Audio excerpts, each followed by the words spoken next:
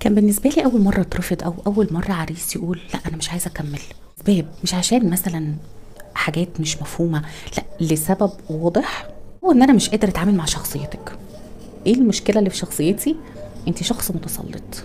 والحقيقة طبعا أنا لا شخص متسلط ولا حاجة، ودي قصة حقيقية حصلت معايا. جاءت في يوم من الأيام إن حد كنت لسه مخطوبة له، ما كملناش أسبوع 10 أيام، اللي هو عايز أهله إن هم ياخدوا الذهب.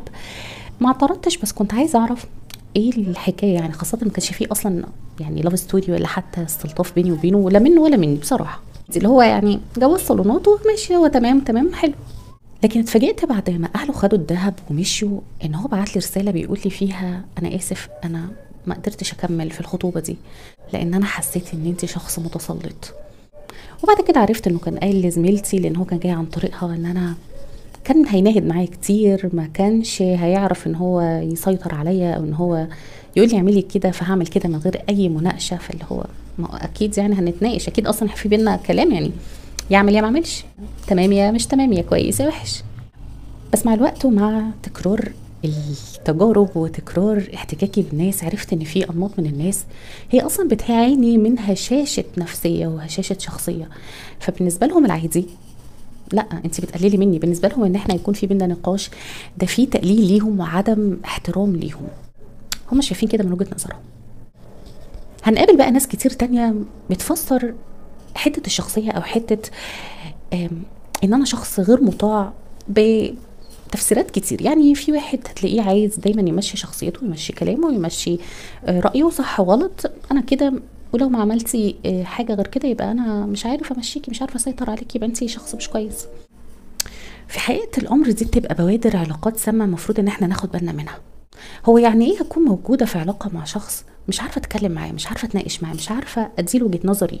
قطعا احنا ما بندخلش علاقات مع ناس علشان نبقى مأمورين بس، او ان احنا طول الوقت يكون محطوط علينا سبوت احنا كويسين او وحشين، وغالبا هنبقى وحشين لان احنا مش هنعرف نرضيهم. دي بنستنزف فيها قوي، بنبذل جهد كبير عشان ننول الرضا ومش بنوله برضه. ايه الفكره والحكمه ان انا ادخل في علاقه مع شخص عشان اربطه من رقبته بسلسله واجره زي البوبي واقول له انت المفروض تعمل كذا؟ ملهاش علاقه بالقوامه على فكره. الراجل القوام على زوجته او على خطيبته على اهل بيته عامه هو مش محتاج يصيح، مش محتاج يفضل ماشي وماسك رايه في ايده، انا راجل انا قوام انا بيتسمع كلامي. ده ضعف شخصيه على فكره. ان انا اكون شخصيتي ضعيفه واحاول اثبت ليكي وليك ولحضرتك وللناس كلها ان انا اللي ماشي العلاقه، انا عندي خلل، عندي مشكله، وعمري ما هحس ان انا اللي ماشي العلاقه لو حصل ايه. لو كتفك بايدك ورجليكي ورماكي في الميه وما فلفصتيش هيقول برضو ان انت حتى لو بقللتي كده وانت بتتخنقي هيقول لي ده عشان بتتقاوم، دي بتقاومني. مش حياه، مش طريقه. دي ناس عايزه تتعالج قبل ما تدخل اي علاقه. بيبانوا على فكره، بيبانوا من الاول، يعني هتلاقيه متسلط زياده عن اللزوم، بيدي اوامر ونواهي من غير اي لزوم ولا فايده، بيحاول ان هو يقمع حريتك ويكبتك ويفرض عليكي اراء ملهاش اصلا اي عازه. هو اصلا نفسه مذبذب، مش عارف امتى ده صح وده غلط، ده مسموح وده ممنوع، هو اصلا مش عارف ايه، مش عارف يعمل حاجه. الوقت يتهمك بالفشل، انت انسانه فاشله وما بتعرفيش تعملي اي حاجه، عشان دايما يحس ان هو مسيطر عليكي وشخصيته قويه. طب انت ايه اللي جبرك على ايه؟ ليه؟ قولي لي كده، ليه؟ اللي في العلاقه جميل علشان انت مجبوره عليه. لو انت متزوجه في بيت واسره واولاد هقولك ممكن، احنا كتير بنستحمل، كلنا بنستحمل علشان كان الاسره ما تهدش. طب لو انت لسه في اول العلاقه، ايه بقى اللي جبرك؟ لا ما انت تفهمها لي بقى، ايه اللي جبرك؟ مفيش حاجه. عشان كده دايما بقول لكم حاولوا تختاروا العلاقات السهله المريحه اللينه الهينه، اللي تقدري تاخدي وتدي فيها، اللي تقدري تتناقشي، تقدري تعارضي، تقدري تقولي لا. ما هو لا دي برضو جزء من الحياه، احنا مش حياتنا كلها انا بقول لا عشان في حاجات مش هعرف اعملها. بس كونك متاخده عشان تقولي بس يبقى انت في وظيفه، واللي شغال في وظيفه لو ما خدش مقابل يرضيه ويرضي طاعته العاميه ملهاش لازمه. وما اعتقدش ان احنا بندخل حياه جديده عشان نبقى موظفين فيها. احنا عايزين نتدلع، عايزه احس ان انا اطاع، انا زوجه او حبيبه او خطيبه وبتدلع. تدلعي ازاي بقى وانت طول الوقت موظفه؟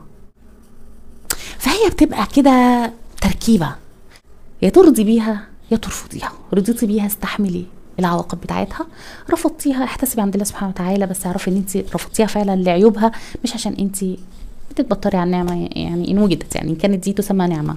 وعلى كل ربنا يعوضكم يا بنات اللي ما قدرتش ان هي او ما لقيتش العلاقه المريحه، ويربط على قلبك لو انت كنت متزوجه ومش عارفه تاخدي قرار صحيح في العلاقه، ويرزق اللي لسه ما دخلتش في الدوامه دي خالص وقاعده تسمعنا في رحراحه علشان تاخد عايزه من اللي البنات فيه.